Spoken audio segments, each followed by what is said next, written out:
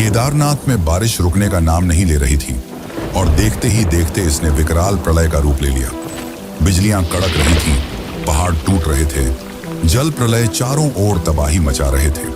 लेकिन जब यह प्रलय केदारनाथ मंदिर की ओर बढ़ा, तभी पीछे से अचानक एक बड़ा सा चट्टान मंदिर के पीछे आकर टिक गया, जिसने प्रलय के रुख को मोड़ दिया और मंदिर को बचा लिया। क्या यह केवल एक संयोग था या शिव की माया? क्यों केदारनाथ मंदिर इतना रहस्यमयी है? इसके पीछे की असली सच्चाई क्या है और किसने इस मंदिर को बनवाया? यह मंदिर साल में सिर्फ 6 महीने खुला रहता है और बाकी के 6 महीने बंद। जब यह 6 महीने बर्फ के नीचे दबा रहता है, तब कैसे अंदर जलने वाला दीपक निरंतर जलता रहता है? हजारों साल पहले जब विज्ञान का नामो निशान नहीं था, तब कैसे इंटरलॉकिंग जैसी तकनीक का इस्तेमाल करके इस मंदिर को बनाया गया? कहा जाता है कि यह मंदिर 400 सालों तक बर्फ के नीचे दबा रहा, फिर भी इसकी दीवारों पर एक खरोच तक नहीं आई। क्या यह केवल एक संयोग है या इसमें किसी अलौकिक शक्ति का हाथ है? यहाँ का शिवलिंग बाकी 12 ज्योतिर्लिंगों से काफी अलग है। हिमालय की गोद में बसा केदारनाथ मंदिर केवल एक मंदिर नहीं, बल्कि इसके अंदर कई ऐसे रहस्य समाये हुए हैं जो आपको हैरान कर देंगे। तो क्या आप इन रहस्यों को जानने के लिए तैयार हैं? तो चलिए चलते हैं केदारनाथ धाम की इस यात्रा पर, जो आपके होश उड़ा देगी।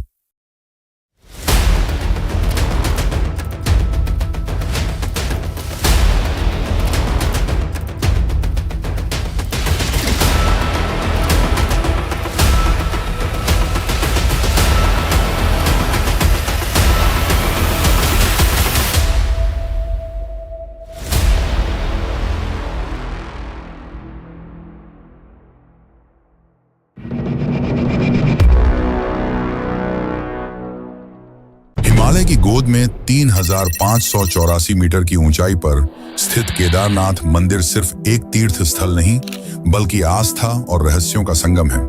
उत्तराखंड के रुद्रप्रयाग जिले में स्थित यह मंदिर 4 धामों में से एक है और पंच केदार में सबसे प्रमुख माना जाता है। यहाँ का मौसम अत्यंत कठोर है। सर्दियों में तापमान -20 डिग्री सेल्सियस तक गिर जाता है और भारी बर्फबारी के कारण मंदिर 6 महीने के लिए बंद कर दिया जाता है। 16 जून 2013 ये वह दिन था जब प्रकृति ने अपनी विनाशकारी शक्ति का प्रदर्शन किया। शाम को अचानक केदारनाथ घाटी में बादल फटा और भारी बारिश शुरू हो गई।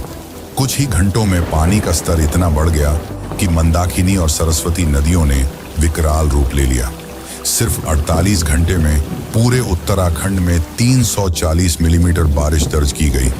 इतनी बारिश जो सामान्य तौर पर पूरे महीने में होती थी।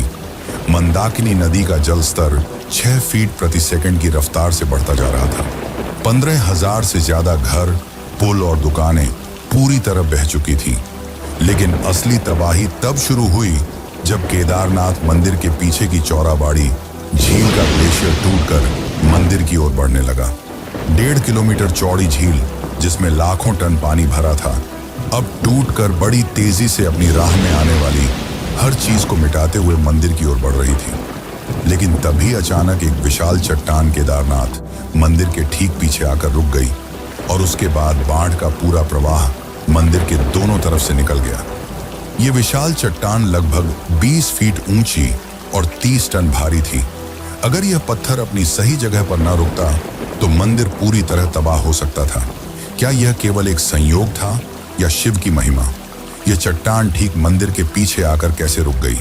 स्थानीय लोगों और श्रद्धालुओं ने इस पत्थर को भीमशिला नाम दिया, क्योंकि मान्यता है कि इसका संबंध महाभारत के भीम से है। आज भी भीमशिला केदारनाथ मंदिर के पीछे स्थित है और हर श्रद्धालु इसे देखने के लिए वहां जाता है। यह सिर्फ एक चट्टान नहीं, बल्कि आस्था और चमत्कार का प्रतीक बन चुका है। वैसे क्या आपने कभी सोचा है कि बर्फीले सुनसान पहाड़ों के बीच इतनी भव्य मंदिर को कैसे बनाया गया होगा? कैसे हमारे पूर्वजों ने इंटरलॉकिंग तकनीक का उपयोग किया होगा? तो चलिए जानते हैं। और अगर आपको यह वीडियो अच्छी लग रही है तो कमेंट में हर हर महादेव जरूर लिखें।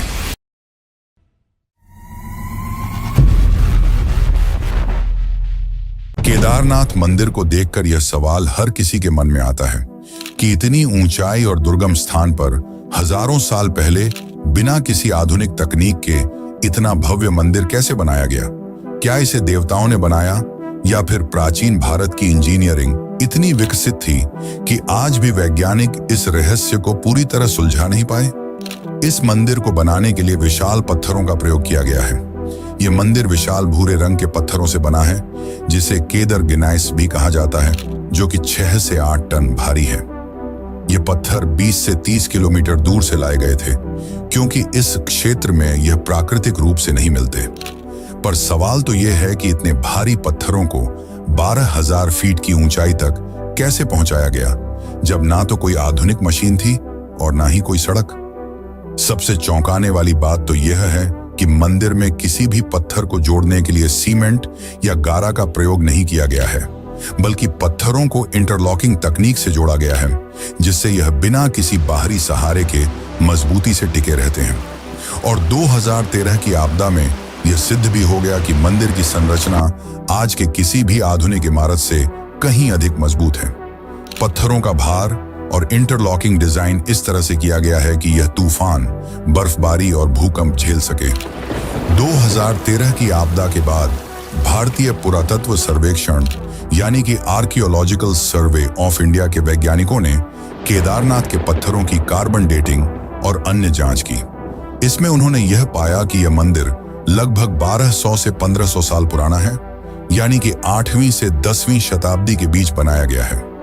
लेकिन हिंदू मान्यताओं के अनुसार इसका इतिहास महाभारत काल से जुड़ा हुआ है, यानी कि यह मंदिर लगभग 5000 साल पुराना है। तो क्या यह मंदिर सच में 5000 साल पुराना है और इसे पांडवों ने बनाया था, या फिर 8वीं शताब्दी में जगत गुरु आदि शंकराचार्य ने इसे बनाया? यह काफी दिलचस्प और रहस्यमय कहानी है। तो चलिए जानते हैं कि केदारनाथ मंदिर को किसने बनाया।